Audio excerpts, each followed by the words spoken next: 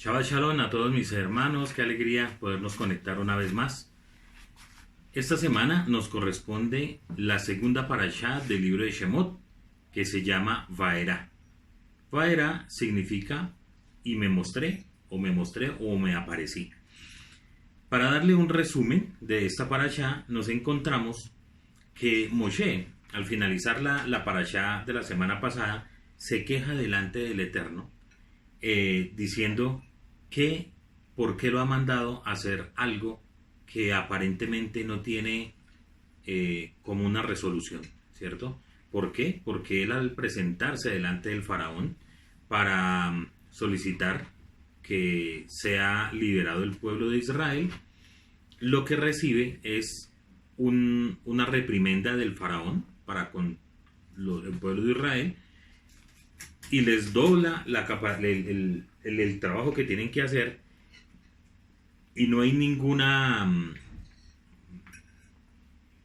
¿cómo podríamos decir? Que su trabajo o lo que tenían que hacer sea minorara, sino que al contrario es más gravosa la vida del pueblo de Israel allá en Egipto. Entonces Moshe le dice al Eterno que ¿para qué hace eso? En una forma, como digo, de reproche, que en lugar que haya una mejor vida, estén más oprimidos el pueblo de Israel. Y es así como el Eterno le habla a Moshe y le dice que él se apareció a los padres, a los patriarcas Abraham, Isaac y Jacob, con el nombre de El Shaddai, pero que con el nombre Yod-Het-Vah-Hei, lo que conocemos como se escribe en la Torah, Adonai, no se presentó. Y de esto vamos a hablar un poco, no mucho, pero un poco más adelante. Luego nos encontramos con una genealogía que nos habla exactamente de dónde viene Moshe y de dónde viene Aarón, es decir, la Torah muestra las credenciales de estos varones que están al frente del pueblo, solicitando y empezando una lucha que va a durar bastante tiempo antes de la salida del pueblo de Israel. Luego nos encontramos con las señales y prodigios que el Eterno hace por medio de Moshe delante del faraón. Y ahí nos encontramos con las primeras 7 plagas o azotes que el Eterno envía a Egipto. Esas son cuando se convierte el agua en sangre. Segundo, las ranas, la plaga de las ranas. Tercero, la plaga de los piojos. La cuarta, fieras salvajes, o también hay otra interpretación que fueran moscas o insectos muy molestos. Luego, la quinta plaga es la peste al ganado. La sexta, la sarna, y séptima, el granizo. Hasta ahí son las plagas que estuvieron azotando a Mitzrayim durante este tiempo. Y entonces vamos a tratar de desarrollar un poco la parashá, pero en lo que me quiero centrar, o la parte fundamental de esta enseñanza, es hablar sobre el libre albedrío, ¿sí? ¿Por qué? Porque vamos a encontrar varias cosas en el transcurso del estudio que nos van a llamar la atención, porque pareciera que el faraón no tuviera libre albedrío, sino que fue manipulado por el Eterno. Aparentemente, cuando leemos la escritura, así nos lo da a entender. Entonces, vamos a mirar un poco lo del nombre del Eterno. Lo primero que podemos decir es que dice: yo me aparecí a Abraham, a Isaac y a Jacob por el Shaddai, ¿sí? Que es como inicia la parashá, Vaerá, o el nombre de la parashá. El Shaddai es lo que podemos decir que encierra el nombre de ese ser del Eterno, que es todopoderoso, básicamente. ¿Dónde podemos encontrar estas referencias de lo que dice aquí la Torah con respecto a cuando él se le apareció a los patriarcas. Entonces vamos a mirarlo. Un momento, porque había cerrado yo aquí el pasaje. Pero aquí lo vamos a encontrar. Esto lo vamos a encontrar en la Torá con Rashi. Y miremos.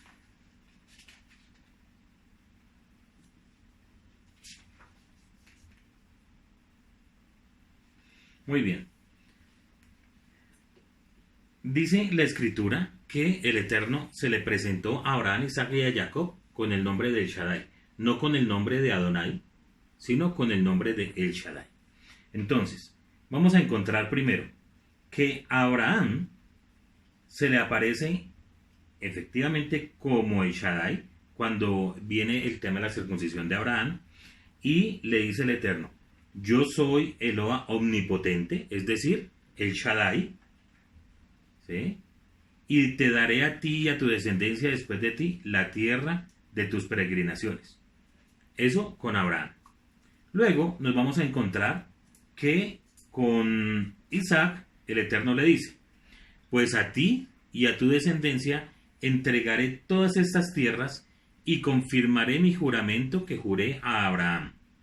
Queriéndole decir que el mismo juramento que juré a Abraham se lo habían enunciado con el nombre de El Shaddai. Y a Jacob, el Eterno explícitamente le dijo: yo soy Eloa omnipotente, El Shaddai. Fructifica y multiplícate. La tierra que entregué a Abraham, a Isaac, a ti te la daré. Así pues, a los tres le he hecho una promesa con el nombre de El Shaddai, pero todavía no la había cumplido.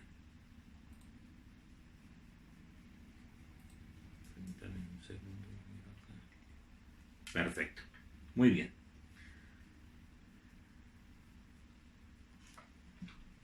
¿Qué sucede aquí con el nombre? Hay algo muy interesante, y es que el Eterno se presentó con Abraham, Isaac y Jacob, dándoles una promesa de la tierra, ¿cierto? Y que su descendencia sería muy grande. Y en el Brit Hadashah nos encontramos también con referencias donde dice que por la fe Abraham aceptó esa promesa que el Eterno le había hecho, que no la vio, pero creyó. O sea, ellos creyeron en el poder del Eterno para hacer las cosas. Pero aquí Moshe se encuentra con algo totalmente diferente. Es que lo que era el multiplicarse, el que era el ser una multitud de pueblo, ya estaba cumplido, pero faltaba volver a la tierra. Y ahí es donde viene el problema. ¿Por qué? Porque el Eterno pone a Moshe y a Aarón a que hagan esa labor de sacar al pueblo de Israel de Egipto. Y aquí se va a encontrar con varias dificultades. Primero, el Eterno utiliza a Moshe y a Aarón para que vayan delante del faraón y solicite sacar al pueblo. Esto es increíble porque el Eterno es todopoderoso. Es decir que Hashem había podido fácilmente obligar que ya quedara, que se sacara el pueblo de Israel, ¿sí? Eso lo había podido haber hecho el Eterno. Sin embargo, Hashem es muy respetuoso, ¿ya? Y aplica lo que es la justicia, la misma que él va a poner más adelante en la Torah con respecto al tema de los esclavos. Y es que en ese momento, cuando el Eterno va a sacar al pueblo de Israel de Egipto, ese pueblo pertenecía y era esclavizado a el faraón. Es decir, que el Eterno no iba a robarse a ese pueblo, sino que entró de la mejor manera a liberar a su pueblo, a redimirlo. Por eso se llama este libro el libro de la redención. ¿Por qué? Porque el esclavo por sí mismo no se podía redimir. Tenía que haber alguien que lo redimiera. Y esa es la función que cumple el Eterno. El Eterno no entra de una vez, acabando con todo, para liberar a su pueblo. Entonces, es la primera dificultad que encuentra. Luego, encontramos que Moshe va delante del faraón lo que sucede allí es que el faraón, en lugar de decir, bueno, sí, vamos a entrar a negociar, lo que sea, le dobla el trabajo al pueblo. O sea, los maltrata más. La crueldad es peor. Entonces dice Moshe, bueno, y no solo eso, porque era muy posible que eso llegara a suceder, sino que el pueblo mismo, el pueblo que iba a ser liberado, eh, entra en conflicto, porque le dice a Moshe que si es para eso fue. O sea, no pueden entender qué es lo que pasa. Que al contrario de encontrar más libre su carga, pues es peor. O sea, esto es increíble. Y por eso Moshe se queja delante del Eterno. Ahora, hay algo muy interesante en este texto. Y es que nos dice Rashi, yo voy a dejar acá apartado porque voy segunda vez que pierdo la página.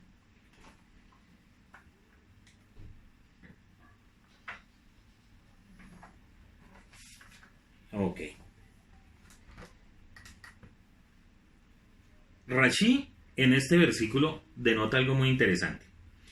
Y es que él dice que para designar las comunicaciones divinas, la Torá emplea dos expresiones, que es ledaber,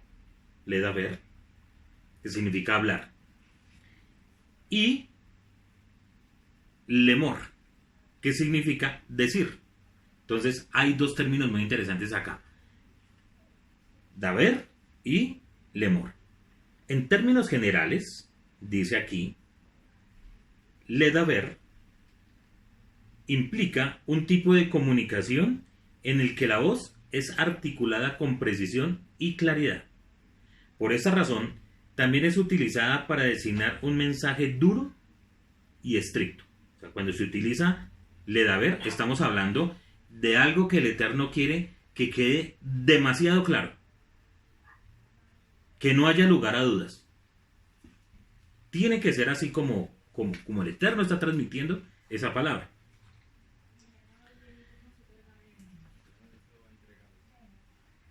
O también para una comunicación directa cara a cara, ya que en ambos casos se enfatiza la claridad y la precisión del mensaje.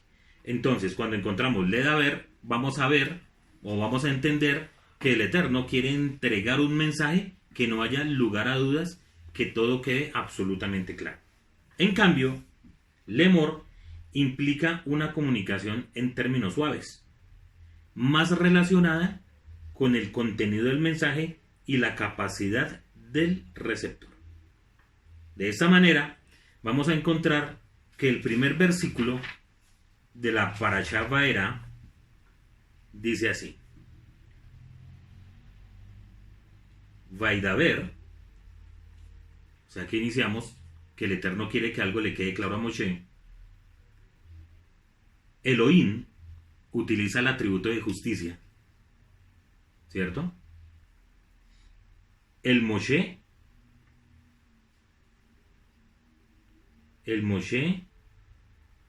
Bayomer. Entonces ahí vamos encontrando varias cosas. Primero, le dice que quiere que la cosa le quede muy clara y utiliza su nombre o su atributo de justicia. Luego le dice Bayomer, que estamos hablando también, que habla de algo, de un término que utiliza un término más suave que el que habíamos escuchado anteriormente. Y aquí es donde demuestra su nombre, que es un atributo de misericordia, que es Adonai. Y es ese término de misericordia el que finalmente va a llevar a que Moshe entienda que la cuestión no es solamente con el poder demostrarse así, sino que el Eterno muestra su misericordia para con el pueblo de Israel y que va a utilizar su poder con Egipto y su misericordia con Israel. Esto es algo muy hermoso que podemos mirar en este primer versículo y segundo versículo de esta parasha. Ahora, vamos a mirar lo que dice Shemot con respecto, vamos a mirarlo en Éxodo capítulo 7, Shemot capítulo 7, versículo 3. Dice así. Vamos a leer desde el capítulo 1 para darle un contexto. Es desde el versículo 1. Dice así. Dijo Adonai a Moshe, mira, te he designado como enviado de Elohim. En las Biblias cristianas pasa algo muy interesante, que dice, te he designado Dios para Faraón. Eso es una traducción totalmente errada. Y ahí nos damos cuenta, los temas de traducción, que un cristiano cuando ve Elohim, de una vez lo pone como Dios. Y no tienen el concepto claro de qué es lo que significa. Acá sí lo vamos a encontrar, pues dice, te he designado como enviado de Elohim para Paró, y Aarón, tu hermano, será tu profeta. Tú habrás de hablar todo lo que yo te mande, pero Aarón, tu hermano, hablará a Paró o al faraón para que libere a los hijos de Israel de su tierra. Y aquí está el versículo clave al que me quiero referir hoy. Dice, mas yo endureceré el corazón de Paró o del faraón e incrementaré mis señales y mis portentos en la tierra de Egipto. Muy bien. Muy interesante esto. Primero,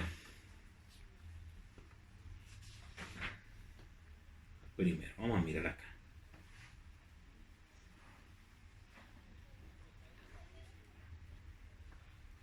Se pregunta el rabino Yosef Shulam lo siguiente. Dice él, ahora el endurecimiento del corazón del faraón por el Dios Todopoderoso, el Creador del mundo. La pregunta que se hace es, ¿por qué Dios, el Creador del mundo y el Padre de toda la humanidad, usa tal medida como el endurecimiento del corazón del faraón? ¿Por qué el Eterno utiliza esa herramienta? Si el objetivo es solo la liberación de la nación de Israel de la esclavitud en Egipto, ¿no sería más conveniente y rápido permitir que Faraón libere y envíe a los hijos de Egipto a la libertad y regrese a la tierra de Canaán que les fue dada por el Todopoderoso? Esas son las preguntas que se plantean. Y él nos dice, lo primero que debemos recordar es la negativa del Faraón a dejar que los israelitas salgan de Egipto y se liberen de la esclavitud. Esto es lo que complicó la situación e invitó a la intervención de Dios. Dice, el Eterno endureció el corazón del faraón. Pero aquí viene otra pregunta. Esto podría, una pregunta, creo yo. Esto podría darnos la impresión de que Faraón no tenía un libre albedrío real. Faraón tenía un libre albedrío total cuando Moshe y Aarón le exigieron por primera vez a Faraón de ir a mi pueblo. Ahí dicen algunos comentaristas que se inicia el momento de conciencia de pecado del faraón.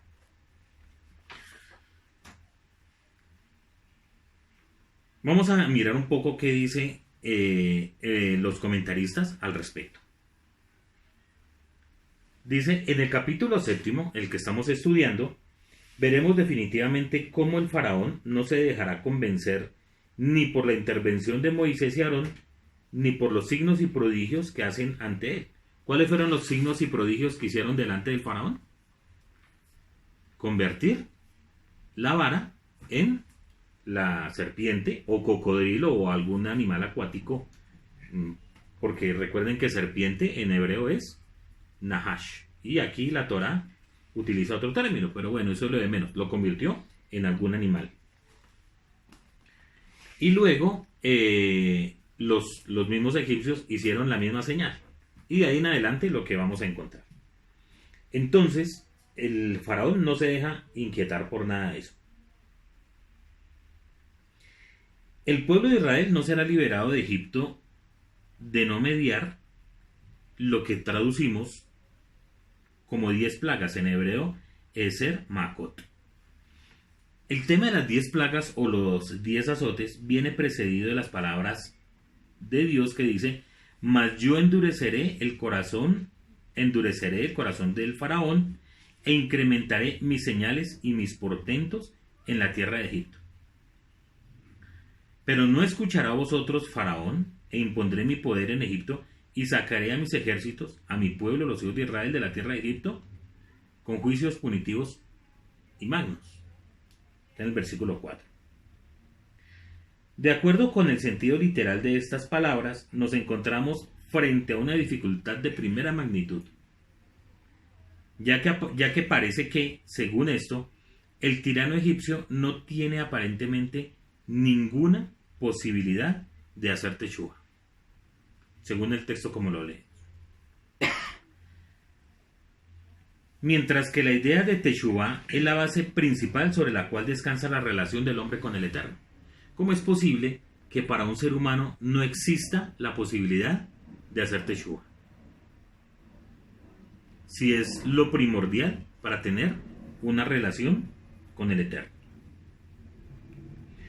Este pensamiento, si bien es recurrente en todo el Tanaj, ha sido plasmado por el profeta Ezequiel cuando dice: ¿acaso deseo yo que muera el impío? Dice Adonai Elohim: ciertamente lo que deseo es que retorne de sus caminos y que viva.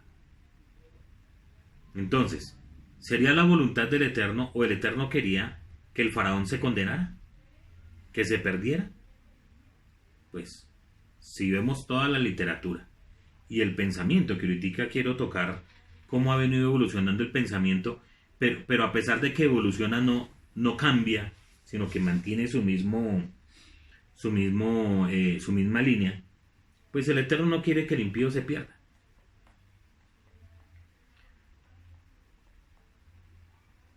Maimónides, por ejemplo, opta por la siguiente solución. Dice así: puede ocurrir que un hombre cometa una transgresión tan grave y que el juez de la verdad decida que el castigo será cerrarle el camino de la teshuva. Por eso está escrito en la Torá: pero yo voy a fortalecer el corazón del faraón. Es decir, que todo lo que había hecho el faraón fue muy terrible, que prácticamente el camino al arrepentimiento se le había cerrado. ¿Por qué dicen esto? Porque él maltrató voluntariamente a los hijos de Israel que vivían en su país, y por eso el Eterno le impide teshuva y endurece su corazón. Entonces, si esto fue así, ¿para qué enviaba a Moshe a lograr la teshuva de Paró, si Dios sabía que él no la haría nunca? Para hacer saber, la respuesta a ese interrogante es: para hacer saber a los habitantes del mundo y a las generaciones venideras que cuando Dios impide el camino de la teshuva al pecador, éste no podrá revertir esta decisión y morirá por su maldad. Esa maldad que él mismo, o sea, el ser humano, generó con su propia voluntad. Lo mismo sucedió por ejemplo, con Shihón, con los Kenaní, lo mismo con Roboam, y lo mismo con toda la tierra, los reyes de Israel, para la época de Eliyahu, que persistieron en hacer el mal, hasta que fueron desaparecidos esas 10 tribus. Miremos otro concepto que tiene Maimónides. Él dice, en el capítulo 5 de la sección de Teshuva, del arrepentimiento, de la Mishneh Torah, lo siguiente, algo muy interesante. Dice así: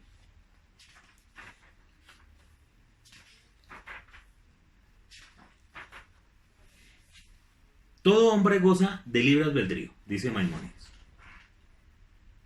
Todo hombre, es decir, no hay excepción. Todo hombre nace con el libre albedrío. Goza de esa bendición que el Eterno nos ha dado. Si quiere inclinarse por el buen camino y ser un hombre justo, es libre para ello. Si quiere inclinarse por el mal camino y ser un malvado, es libre para ello también. O sea, puede ser bueno o puede ser malo. Nadie lo obliga. Es una decisión personal. Esto es lo que está escrito en la Torá, en Génesis capítulo 3, versículo 22. He aquí que el hombre ha venido a ser como uno de nosotros, para conocer el bien y el mal. Es decir, he aquí que la especie humana es única en el mundo, sin que haya otra especie que se le parezca en ese sentido. Que el hombre por sí mismo, por su entendimiento y pensamiento, conoce el bien y el mal y hace todo lo que desea sin que nadie le impida hacer el bien o el mal, y solo por eso pudo Dios agregar: quizá extienda su mano y tome también del árbol de la vida. Porque el hombre tenía la posibilidad de escoger tomar del árbol de la vida, y el Eterno tuvo que cerrarle ese camino. Una segunda posición que tiene Maimónides dice lo siguiente: no vayas a pensar esto que dicen tanto los necios de las otras naciones como muchas personas torpes entre los judíos, que Dios decreta desde el momento de crear a cada hombre si ha de ser justo o malvado. Esto no es un decreto del Eterno. No es así, sino que a todo hombre cuadra ser justo como nuestro maestro Moisés o malvado como Jeroboam. O sea, el ser humano tiene la capacidad de ser justo o ser malvado.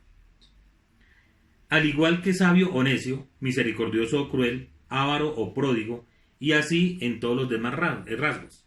Nadie lo obliga, nadie se lo decreta y nadie lo arrastra por ninguno de los dos caminos, sino que él mismo, por su propia determinación, se inclina hacia el camino que prefiere. Es lo que dice Jeremías: no es de boca del Altísimo que salen los males y el bien. Eso dice Jeremías, muy interesante. En Lamentaciones, el libro de Lamentaciones, capítulo 3, versículo 38. Es decir, que el Creador no decreta que el hombre sea bueno o malo. Y puesto que es así, he aquí que el pecador es quien se pierde a sí mismo y tiene razones para llorar y lamentar sus faltas y el mal que le hizo a su propia alma. Tremendo. Continúa. Quiero leer algo más de Maimónides que me parece muy interesante.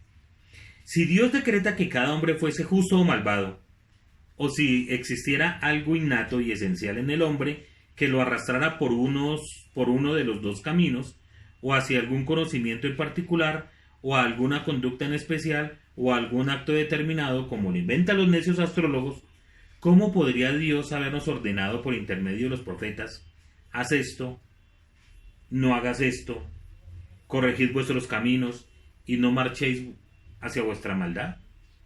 Si ya el Eterno ha decretado lo que ha de ser de cada hombre en el momento de crearlo, o bien si su esencia innata ha de arrastrarlo a cosas de las cuales es imposible apartarse, ¿qué lugar habría entonces para toda la Torá?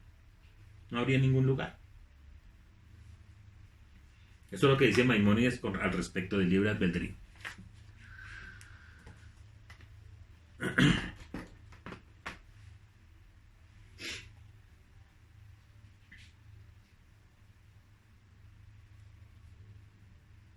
Continúo. De todo esto resulta, sigue disertando Maimónides, que Dios no había decretado al faraón maltratar a Israel. Eso no fue lo que decretó el Eterno. Faraón, usted se va a encargar de maltratar y esclavizar a este pueblo. ¿No? Ni tampoco a Shihón a pecar en su país, ni tampoco a los Kenanín a ser perversos, ni a Israel a servir a ídolos, sino que todos ellos se desviaron por su propia voluntad, y todos ellos fueron castigados al vedarles el Eterno el camino a la Teshuvá. Es decir, cuando un ser humano persiste en hacer el mal, el Eterno cierra el camino a la Teshuvá porque no hay ninguna voluntad y el hombre ha persistido y quiere seguir haciendo el mal. No le importa. Mató a una persona, pues matemos 10, eso no hay problema. Pierde todo su sentido de buscar hacer el bien. Solamente busca el mal. Eso es todo lo que encontramos en la Mishneh Torah. 2 siglos más tarde, Rabí Yosef Albo, es decir, del siglo XV más o menos, en el Sefer Aikarim, opta por una solución diferente. Él sugiere que existen 2 formas de Teshuvah. Muy interesante esto. Primero, el hombre que hace Teshuvah por temor al castigo que pesa sobre él y que se somete como esclavo que se doblega ante su amo cuando éste lo está castigando. Mas pasado el momento, éste vuelve a erguirse y a rebelarse otra vez. Es decir, lo mismo que hacía el faraón. Puesto que mientras que duraba la plaga, él se sometía al Eterno. Y le decía a Moshe, venga, sí, reconozco que el Eterno es Dios, y entonces rece por mí, rece por mi pueblo, y que sea liberado de esta plaga, y vamos a dejar ir al pueblo de Israel a la libertad. Pero tan pronto pasaba eso, volvía a erguirse. Volvía a hacerlo. Es decir, que el Eterno no le cerró al faraón inicialmente la posibilidad de hacer Teshuvah. Pero esa era la primera forma.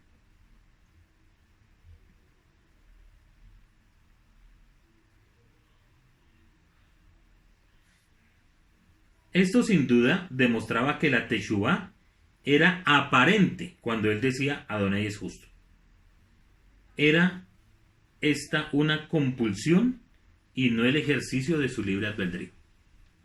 ¿Ya? Solamente actuaba por emociones. ¿Ya? Entonces nos está pasando esto, me someto. Pasó, otra vez vuelvo a levantarme. Vuelvo a someterme, vuelvo a rebelarme, vuelvo y así, se la pasó. Es decir, que quiso jugar con el Eterno. Por lo tanto, esto no podía ser considerado Teshuvah. Es así como podemos entender lo que dice la Torá, que Eloa endurece el corazón de los impíos y les cierra el camino de la Teshuvah.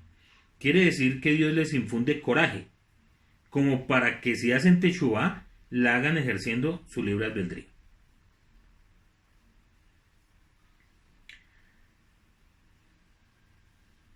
Basados en la traducción que hace el Rabí Yosef Albo, aquí en este texto dice, yo voy a fortalecer el corazón del faraón.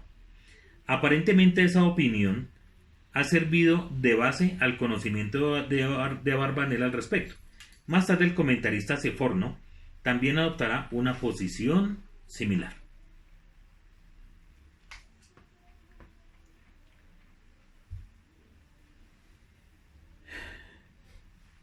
Miremos un momento cómo se ha desarrollado el pensamiento en cuanto al libre albedrío en el judaísmo.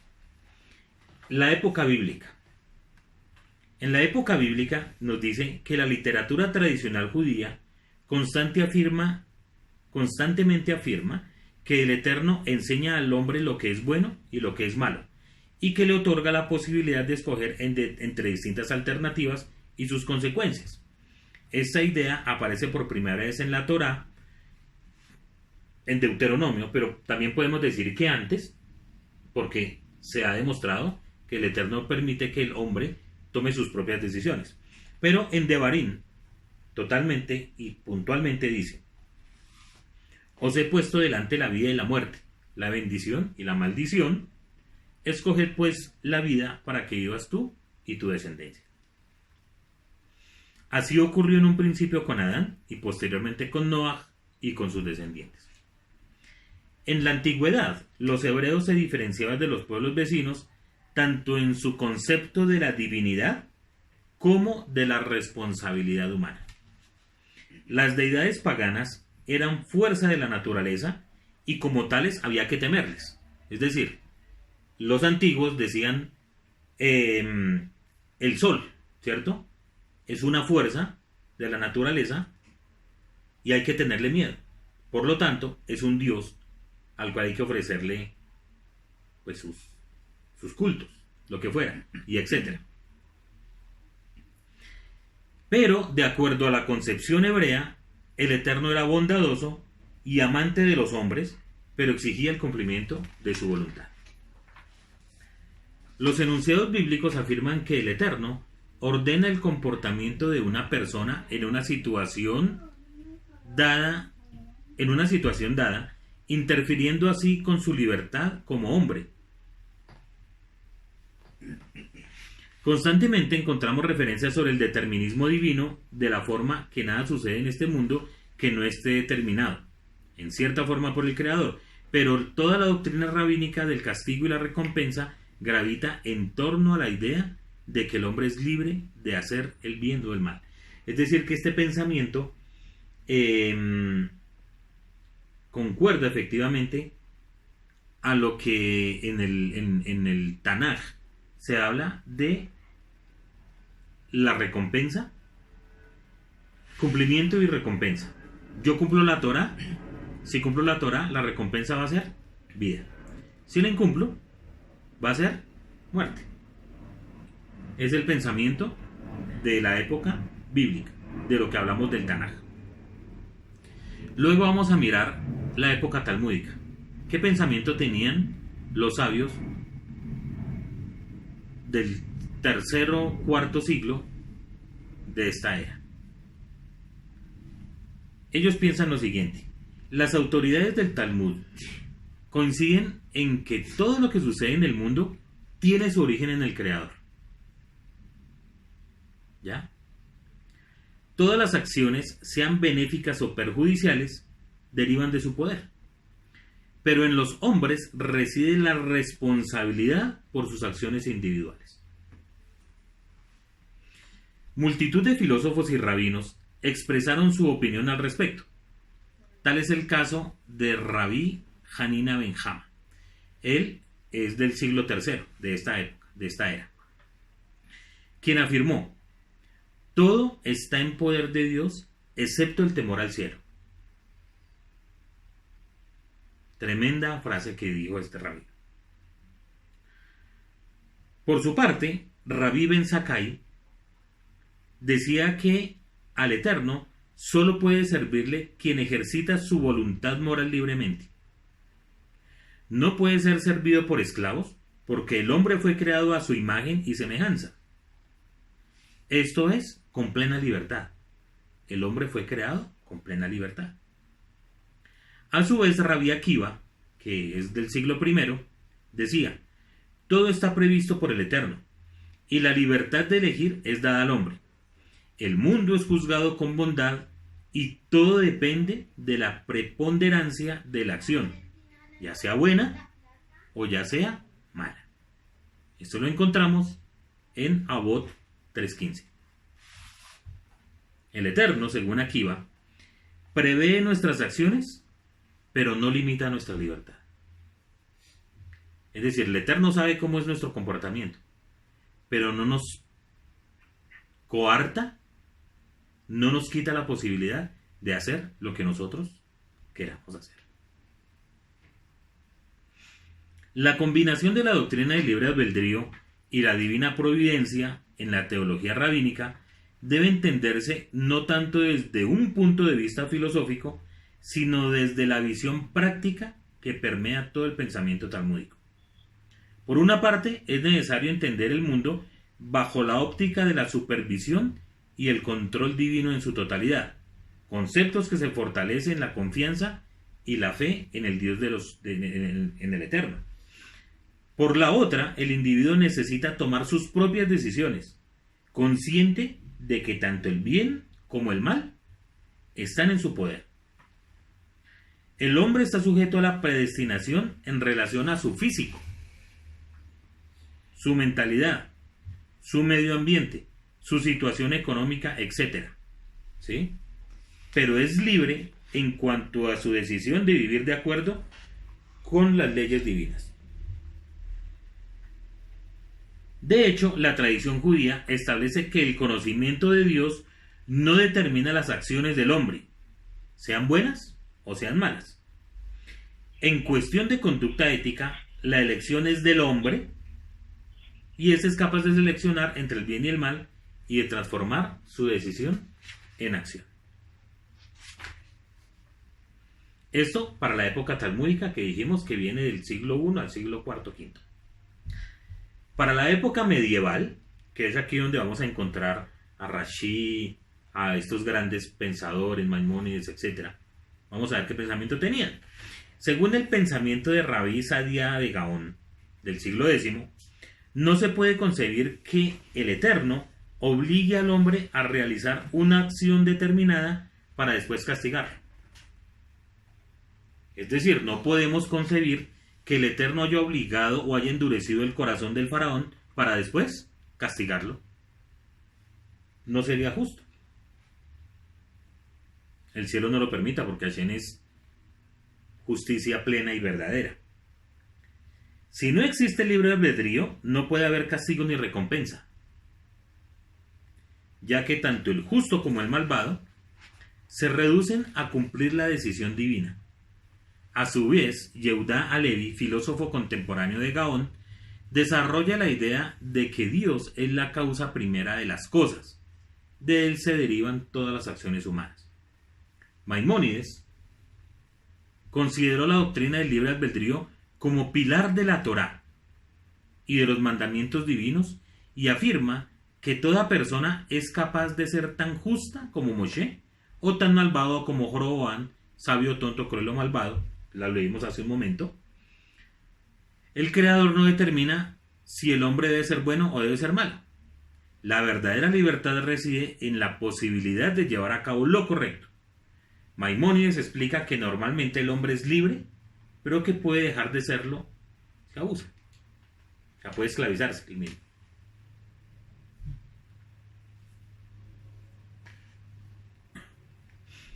El testamento del libre albedrío escrito por Maimónides, que lo leímos hace un momento, ha sido transmitido durante 8 siglos de generación en generación por los judíos de todos los confines. Él dice: cada ser humano es dueño de sus acciones. Y esto es muy importante y me gusta recalcarlo porque no podemos decir lo que dijo el taxista que maltrató a las mujeres. ¿Cuál es la disculpa de él ahora después de que maltrató, trapeó con todo el mundo? El diablo puso esas palabras en mí. Es ilógico, es una disculpa ridícula, algo que no puede ser. Cuando el hombre es infiel, cuando están robando, cuando mata a alguien, no puede echarle la culpa a los demás. Es dueño de sus propias acciones.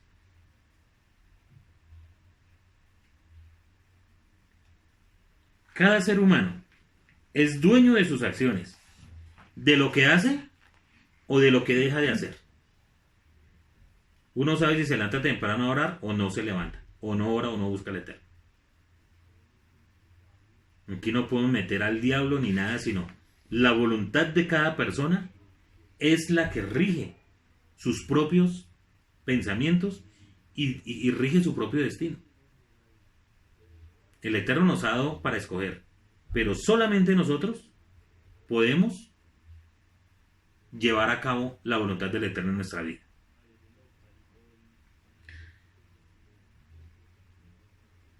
Vuelvo a repetir, cada ser humano es dueño de sus acciones, de hacer o deja que hacer, de hacer. Si desea seguir el camino del bien y ser una persona justa y piadosa, es libre de serlo. Si desea seguir el camino del mal y ser un perverso, también es libre de hacerlo. Hasta ahí el pensamiento de la época medieval. Si nos damos cuenta, ha venido evolucionando. Al principio era solamente premio y castigo. Hago el bien, me van las cosas bien, hago el mal, las cosas me salen mal. Luego viene el pensamiento talmúdico que dice que todo lo bueno y lo malo procede del Eterno, pero que nosotros estamos en capacidad de hacer las cosas bien. Y en la época medieval nos dice que nosotros somos los que tomamos la decisión y que el Eterno no nos hace ni malos ni buenos, sino que solamente nosotros somos los que podemos llevar a feliz término todo lo que el Eterno nos ha enviado. Y en la época moderna, para terminar esta evolución del pensamiento, dice así: el pensamiento judío moderno favorece el concepto de libre albedrío. O sea, una vez más lo favorece. Se considera que el hombre es el único ser de la creación que bajo su propio criterio y pensamiento puede diferenciar entre lo bueno y lo malo. Es decir, el faraón sabía que estaba haciendo bien, o era que no sabía, o era que no sabía que coger a los niños y matarlos por el hecho de ser niños estaba mal hecho, o no sabía que instruir a las parteras para que los mataran o mandarlos al río estuviera mal. Pues eso es malo, hasta el malo sabe que es malo, perdónenme. El malo sabe que es malo, sin embargo, se empeñan en hacerlo. Porque así, es decir, hay cosas que uno no puede escudarse en decir, es que la persona nunca le compartieron la Torá. Porque dice la Torá que el Eterno puso la conciencia. Y en la conciencia del ser humano está resumida la Torá del Eterno. ¿Cuál es la voluntad de Hashem?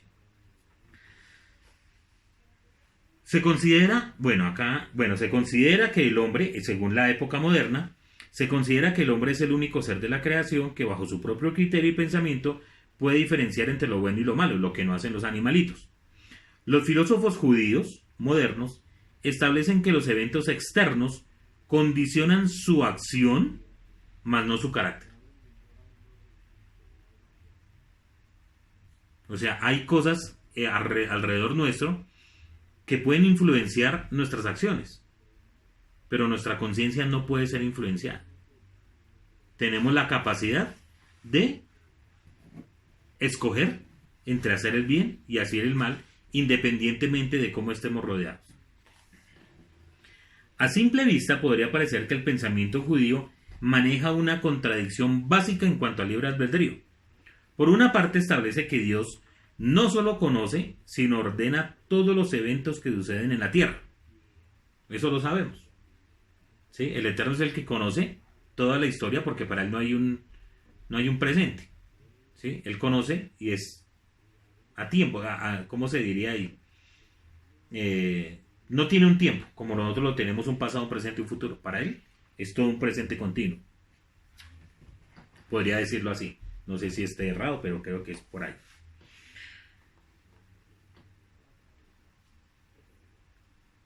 Por otra parte, insiste en que cada ser humano es libre de actuar como desee y que como tal es responsable de sus acciones. Se plantea así la pregunta sobre la omnisciencia y la omnipotencia del Eterno. ¿Por qué nos deja hacer el mal si aún puede prever nuestras acciones? ¿Por qué el hombre es castigado por sus pecados? En la reflexión que subimos esta semana a la página, nos hacemos esa pregunta. A mí me la han hecho muchas veces. Venga, y si Dios es bueno, y si Dios existe, ¿por qué permite que pase tal o cual cosa?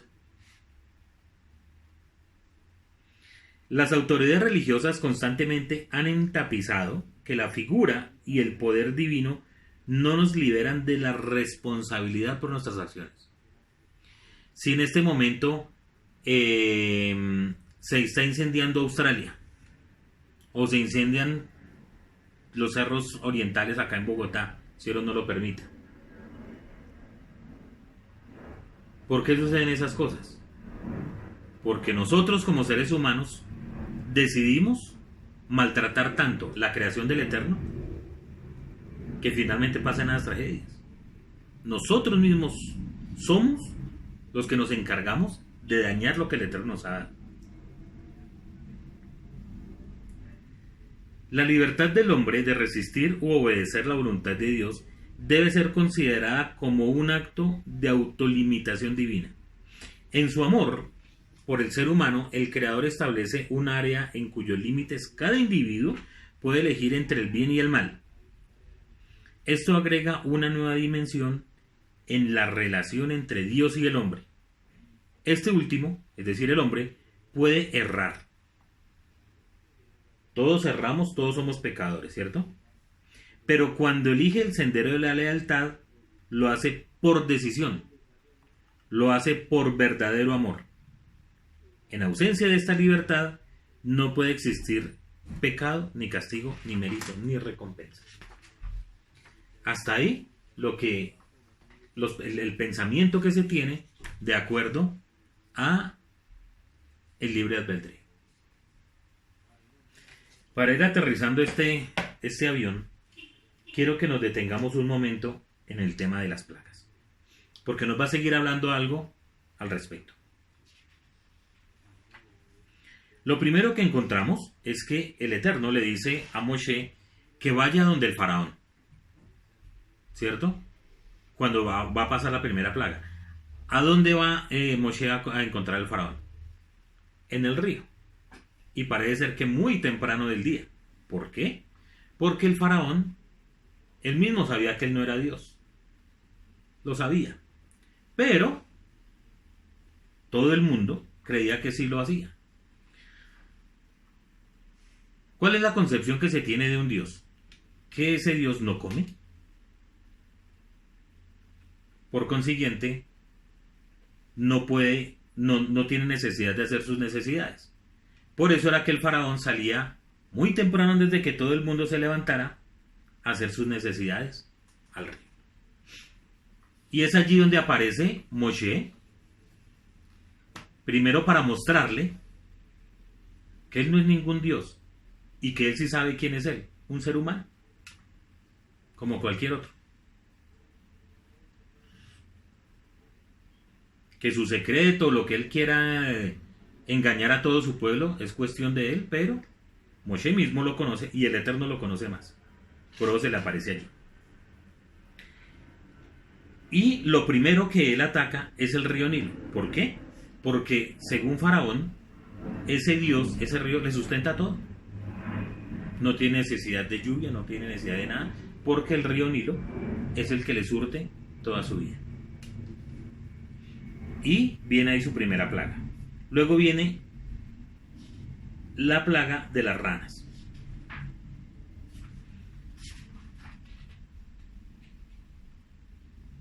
Y aquí hay algo muy interesante que quiero hacer caer en la cuenta.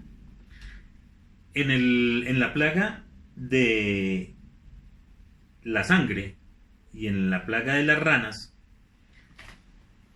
él llama a sus magos, astrólogos, brujos, y ellos reproducen también la misma plaga. Es decir, el Eterno le da su primer mensaje al faraón con el agua, convirtiéndola en sangre. Y uno puede llegar a ser tan terco, uno puede llegar a ser tan... es que no encuentro la palabra para ver esto en el faraón, que llama a sus magos para que produzcan más mal. O sea, si el Eterno convierte el agua en sangre y empiezan a morir los peces, ¿cómo es que el mismo faraón llame a sus reyes para demostrar que es un encantamiento y hace que más agua se convierta en más sangre? Eso no tiene razón de ser. Eso es como si a mí me quitan una mano y yo, para demostrar que eso se puede hacer, voy y me quito la otra. Más o menos. Lo mismo sucedió con los piojos. El Eterno, por medio de su poder, tocó la tierra y eso salió, se trajeron piojos, y los egipcios, los siervos del faraón, hicieron lo mismo, es traer más mal. Eso me lleva a pensar que cuando nosotros permitimos que el mal entre a nuestra morada, a nuestra vida, a nuestra casa, no podemos permitir que siga entrando. Al contrario, tenemos que rogar al Eterno para que eso se vaya. Y en la medida en que nosotros persistimos en hacer el mal, es como si nosotros mismos estuviéramos atrayendo que las plagas estén en nuestra morada. Y persistimos en que más y más plagas y más ruina, porque las plagas es un sinónimo de eso, de ruina, de bancarrota, de estar uno siempre derrotado, pues entre más a la casa, entre más a nuestras vidas.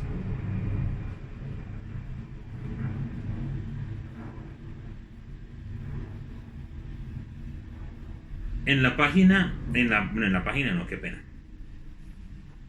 Luego viene, después de las ranas, los piojos, ¿cierto? Luego viene las fieras salvajes.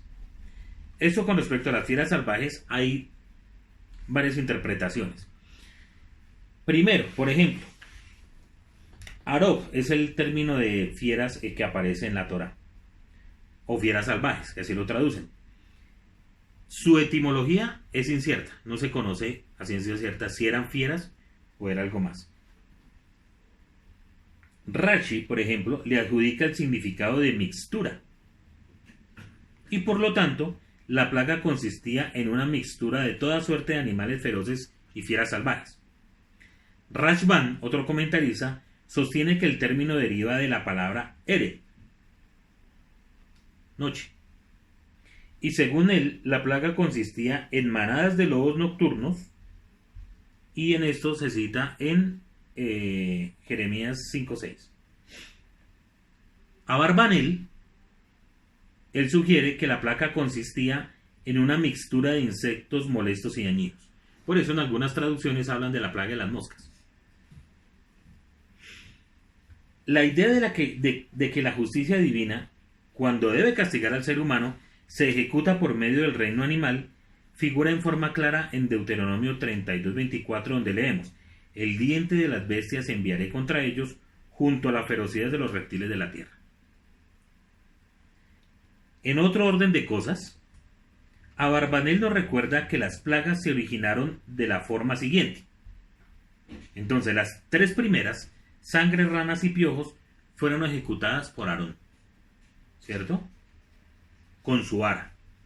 Mientras que las tres plagas siguientes, fieras salvajes, mortandad y muerte de los primogénitos, fueron traídas por el Eterno. Por eso, en ellas no se menciona ni la vara ni la acción de Moshe, sino directamente el Eterno las envió.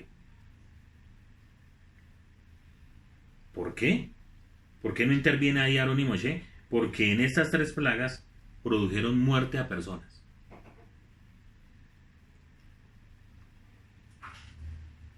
Las fieras, la peste y la sarna. Mientras que las otras tres, una que vimos ahora y las dos que vamos a ver la siguiente semana, que es el pedrisco o el granizo, la langosta y la oscuridad, fueron traídas por Moshe, mientras que una de las 10 plagas, la sarna, fue traída en conjunto por Moshe y Aarón. Y aquí con esto voy terminando. Distinguiré en aquel día, dice el Eterno, ya que las plagas anteriores de alguna manera eran estáticas, tanto la del agua como la de las ranas y la de los piojos. Estas plagas fueron azote para Egipto, pero Israel vivía en Goshen. Aunque había algunos hebreos, israelitas, que se habían asimilado tanto que vivían en todo Egipto. Por eso es que la otra semana, si el Eterno lo permite y lo vamos a estudiar, dice que el ángel de la muerte saltaba entre las casas y diferenciaba dónde estaban los israelitas y dónde estaban los egipcios. Si el pueblo de Israel no se hubiese asimilado tanto, pues todos estarían en Goshen, no dentro de todo Egipto, que eso fue lo que finalmente sucedió. Entonces, a partir de la plaga de la peste del ganado, que es donde dice que va a hacer separación, desde fieras salvajes. Dice aquí: y distinguiré en aquel día a la comarca de Goshen, en donde mi pueblo está, para que no haya allí fieras salvajes, para que tú sepas que yo soy Adonai en toda la tierra. ¿Por qué? Dice: pero en virtud de que esta plaga de fieras feroces era una plaga móvil, las otras eran en un solo sitio, pero las fieras se podían mover por todo lado, ¿cierto? La Torá recalca que, a pesar de que era una plaga que era móvil, no será una plaga descontrolada, sino dirigida específicamente contra los egipcios. Lo mismo ocurrirá con la plaga de la mortandad, o sea, de la peste. ¿Esto qué nos enseña? No importa que nosotros estemos viviendo en una sociedad que ha decidido rebelarse contra el Eterno. No importa. Lo importante es que si nosotros realmente y de corazón hacemos Teshuvá y realmente persistimos en hacer el bien como el Eterno nos ha enviado, Hashem nos va a librar de tantas cosas terribles que están pasando en el mundo. Porque Él hará diferencia entre Israel y entre aquel que se ha empecinado en hacer la maldad.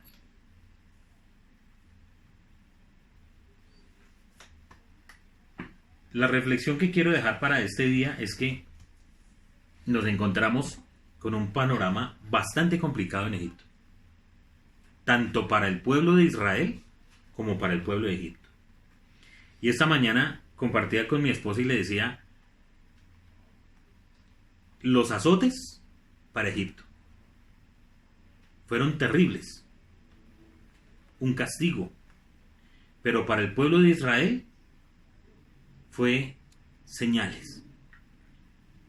Y como escribimos en el artículo, estas señales y todo lo que va a suceder en adelante con el pueblo de Israel, el Eterno lo hace para que su fe sea inquebrantable. Y como hasta el día de hoy, sigamos creyendo que el Eterno es uno y único, no hay nadie más, y que solamente a Él podemos acudir.